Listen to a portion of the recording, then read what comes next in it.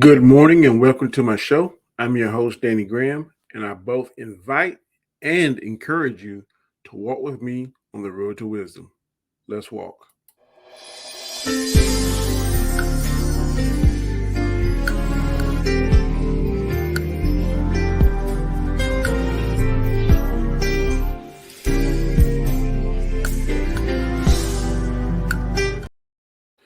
Good morning, good morning, good morning. It is a beautiful Tuesday morning here in the state of South Carolina.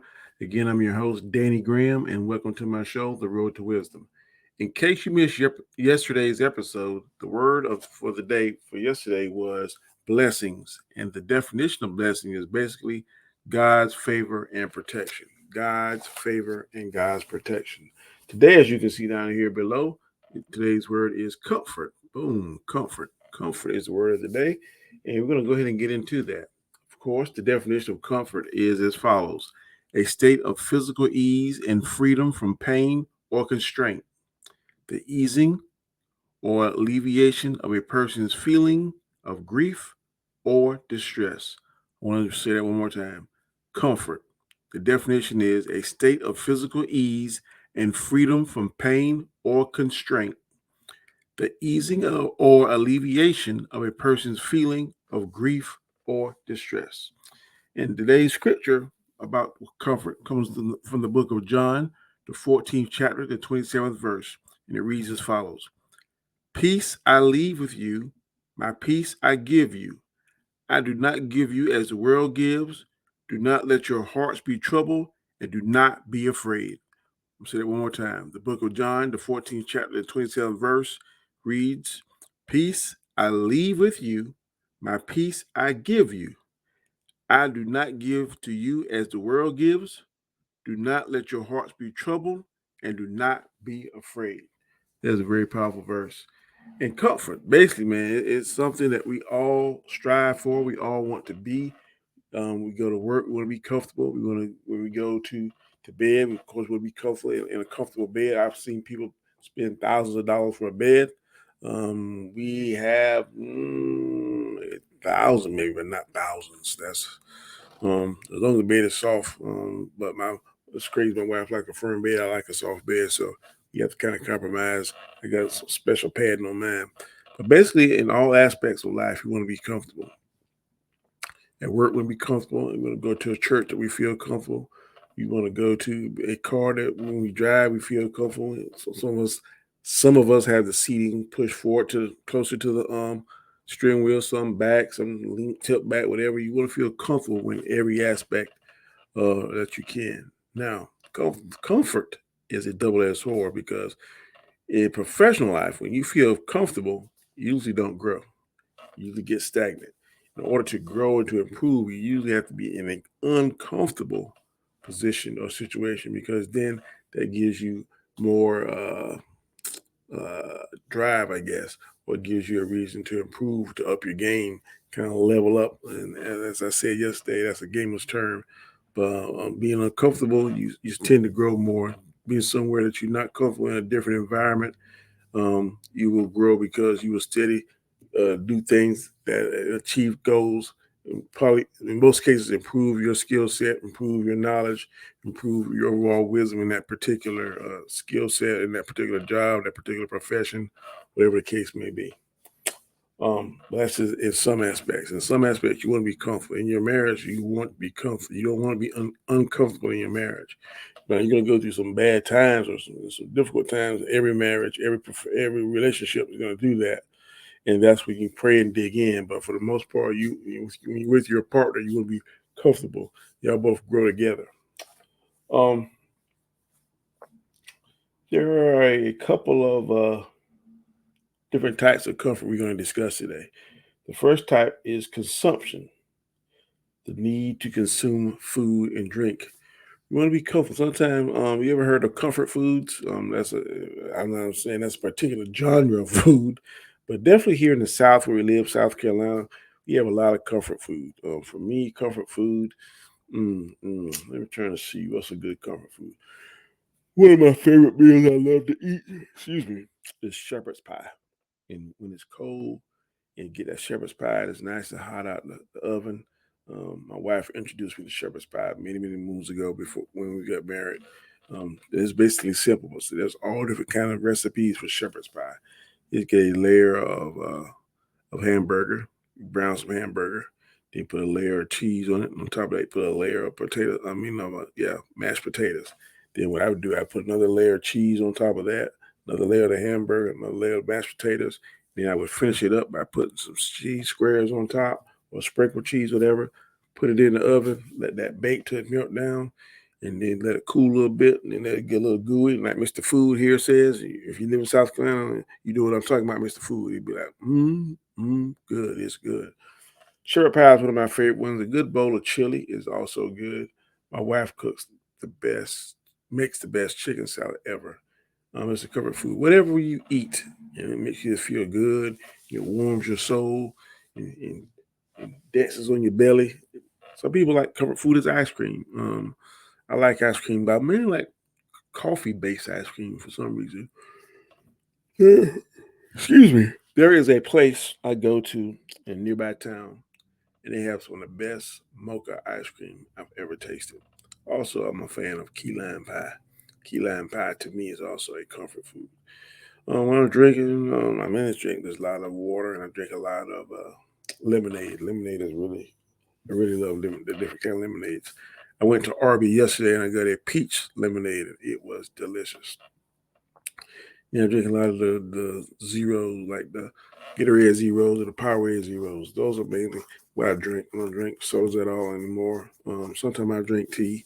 But my main go to is water and lemonade. Those are my comfort drinks. Um, Second thing is physical needs. Physical needs. We need to be comfortable physically. Um, like I said, everyone has a different taste when it comes to houses, comes to cars, comes to clothing, comes to shoes. We have different types of comfort. I started walking here lately, and I've tried several different kind of shoes, mainly Pumas.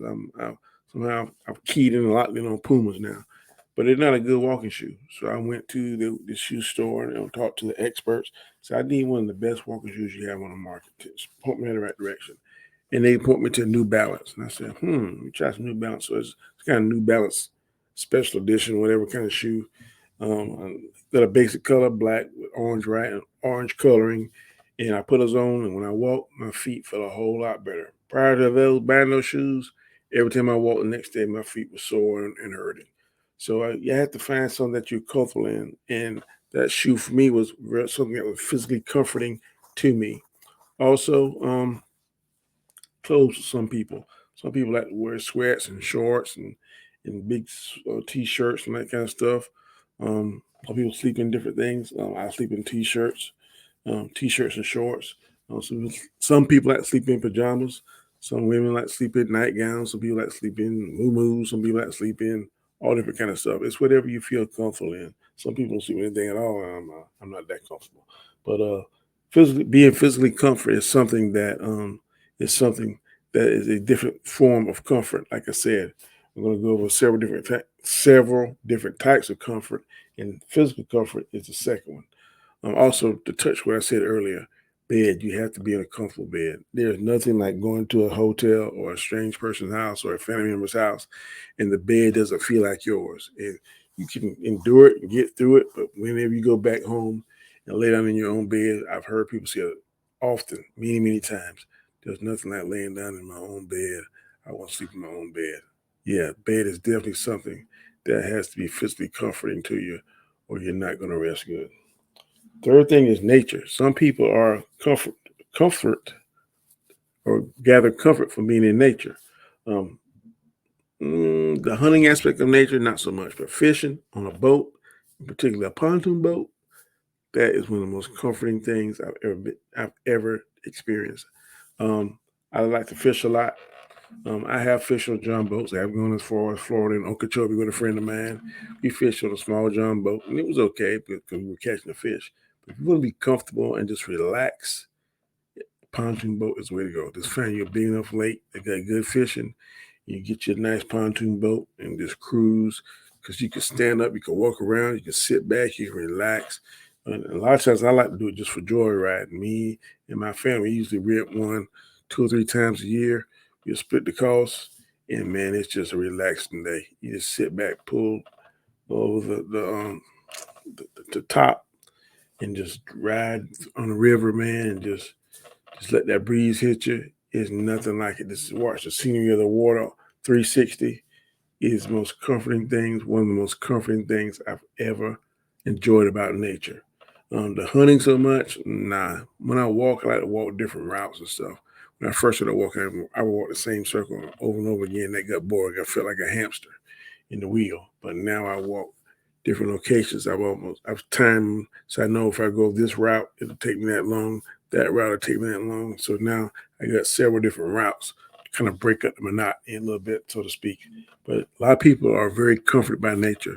I know there is a game warden division here, Department of Natural Resources, DNR, and those guys, they love to be out in nature, love to do the hunting thing, and love to do, I guess, hunting for ducks, hunting for deer, fishing, all other kind of stuff. It entails in that job.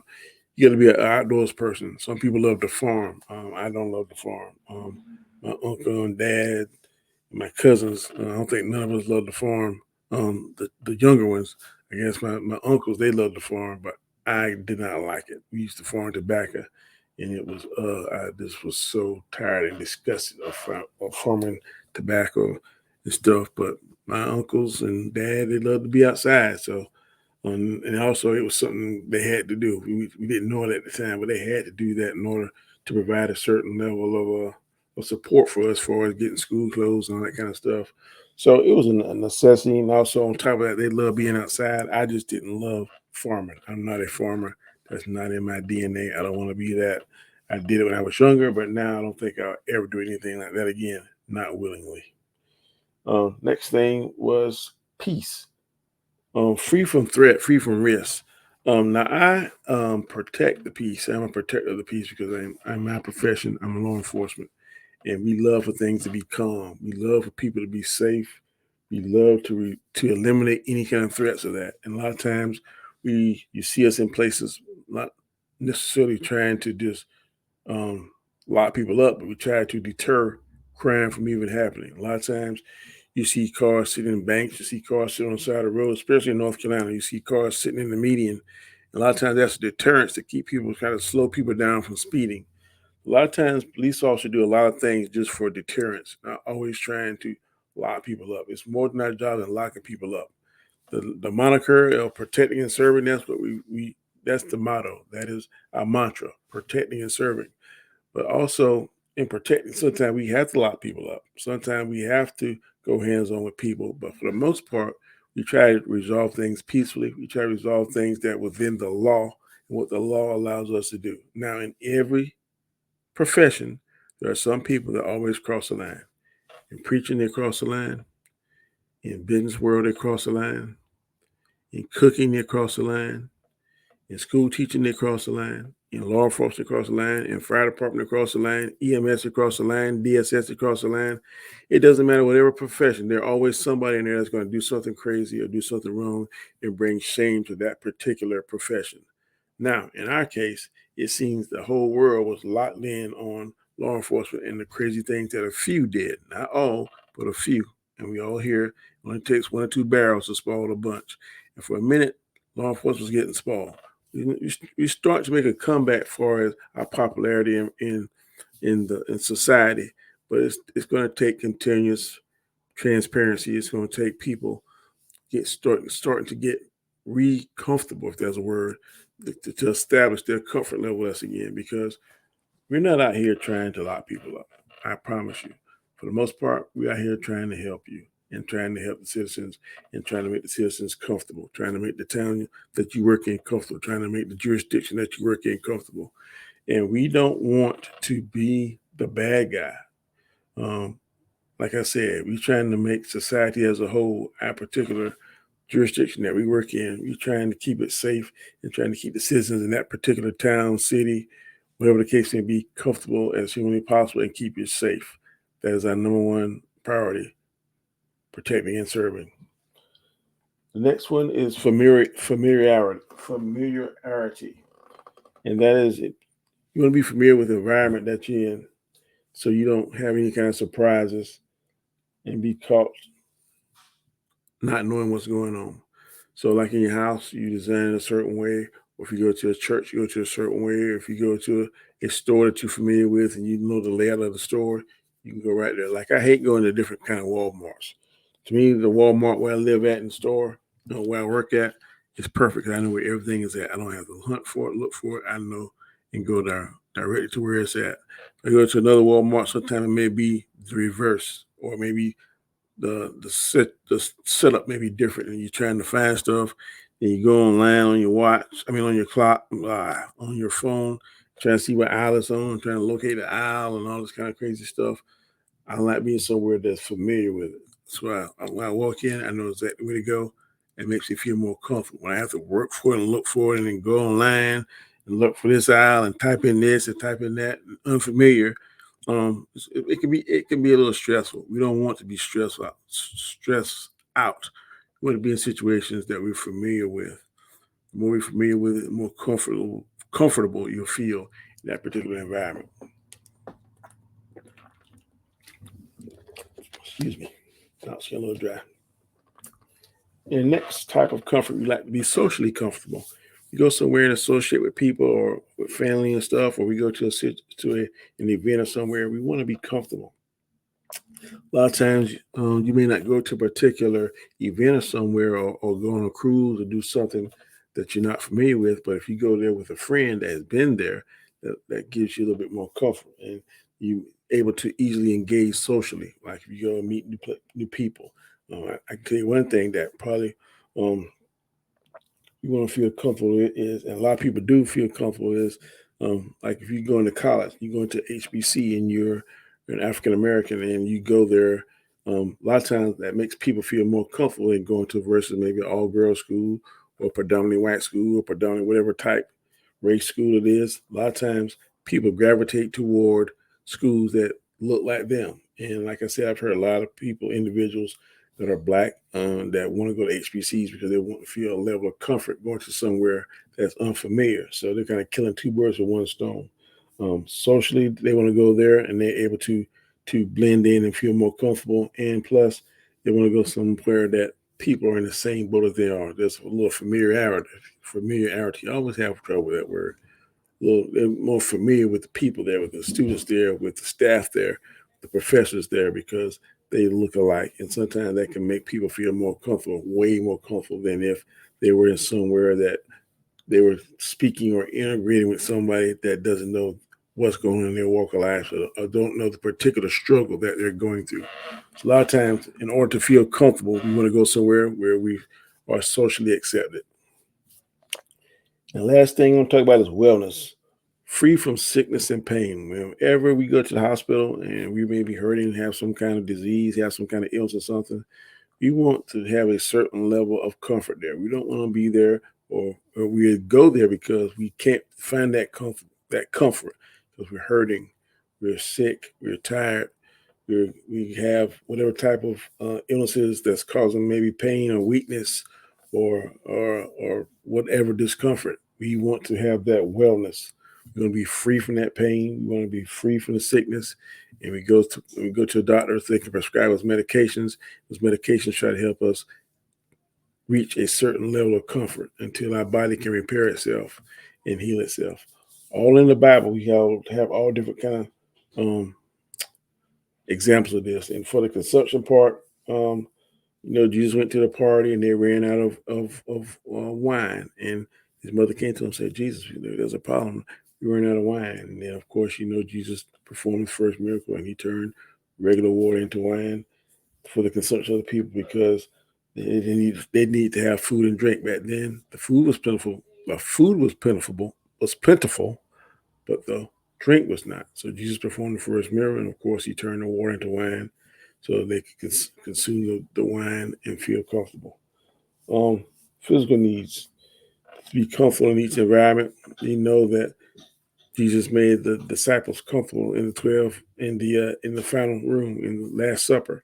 He provided them food. He fed them. He talked to them. He encouraged them. He explained to them what was happening. But before he did all that, he made them feel very comfortable. in nature. There's all different kind of things. John the Baptist living in nature, and he ate honey and insects, and he was comfortable out there. And that's where he first met Jesus at. And of course, he baptized Jesus, and they became friends, and he became one of Jesus' closest disciples. Peace, everywhere Jesus went, he tried to establish and teach peace. One of the main miracles we saw him do was he was on the boat resting, and the winds and the seas were just going crazy and back and forth. And the disciples were afraid, and they thought that the ship was going to sink and they were going to be destroyed. And they woke up Jesus and said, "Surely you're not going to let us drown." And what God did said, "I'm here. You don't have to worry." I'm paraphrasing a lot of this. But he went out and stood on the ship, on the bow of the ship, and said, "Look, wind, water, peace, peace be still." And the disciples him felt a lot more comfortable because the water was raging, the wind was raging, and everything was still on the command of Jesus. Familiarity. Jesus was very familiar. I think I read somewhere he performed most of his miracles in a certain town in Jerusalem, if I'm not mistaken. Don't quote me on that, but he was familiar with that particular town and performed a lot of his miracles and a lot of his preaching and teachings there. Socially, of course, in the Bible, a lot of the kings were very social, too social in some extent. Solomon was very social. At first, he followed the ways of God, but of course, he started marrying all these women. He had a bunch of wives, had a bunch of concubines, and was just doing stuff. He was too social. He was too comfortable. His comfort led him to find displeasure in God's eyes, and God's punished Solomon for all his comfortableness he had socially. And last but not least, wellness. Jesus healed several people, brought several people back from the dead, brought Lazarus back from the dead, brought the little girl back from the dead, gave the power to bring life back to some of his disciples, and many individuals were blind that Jesus had was able to heal. One lady, she was sick and ill. She said, "If I can just touch the hem of his garment, I'll be well. I'll be comfortable. I'll be healed." And of course, Jesus did that. So in all aspects of the different types of comfort that we discuss, you can find those same examples in the Bible. Comfort is something that we all strive for, all want to be in all aspects of our life. We want to be comfortable when we go to church. We want to be comfortable when we go to work. We definitely want to be comfortable in our own home. We want to be comfortable, wear comfortable clothes, and we want to be comfortable in our relationships. We definitely have a comfortable relationship with God. You have to work on that. You have to talk to Him. The same way you talk to your spouse, you talk to your children, you have to have an intimate and comfortable relationship with God. That's what God wants. That is what you should want if your main goal is to serve Him and to go to heaven. Now, those are just my 2 cents on this particular word. I hope that it resonated with you. I hope the words and the examples that I gave you, you can latch on to and understand and go back and read those stories, those particular situations for yourself. If this is the first time ever viewing me on this channel, I'm going to actually do a few things for me. The first thing is please subscribe to the channel. Please hit the notification bell because I don't want you to miss any material that I upload in the future. Also, give me a thumbs up. That's a like. I definitely want and need that. Also, leave a comment. Your comments let me know that you're listening to what I'm saying and that you may agree or disagree or maybe want to give me some constructive criticism. I welcome that. Also, leave me watch my videos from start to finish because it also helps with the YouTube algorithm. Before I get out of here, I want to read the quote of the day about the word comfort, and it reads as follows. A comfort zone is a beautiful place, but nothing ever grows there. Like I said earlier, a comfort zone is a beautiful place, but nothing ever grows there. If you want to grow in life, if you want to grow in your relationship, you want to grow professionally, sometimes you're going to have to be uncomfortable. Once you become uncomfortable, you allow yourself to be comfortable for a while, and then if you want to grow, you find something that makes you uncomfortable. Until next time, until tomorrow, I'll be back here the same bat time, same bat channel at 7 a.m. Eastern Standard Time. It's your host, Danny Graham.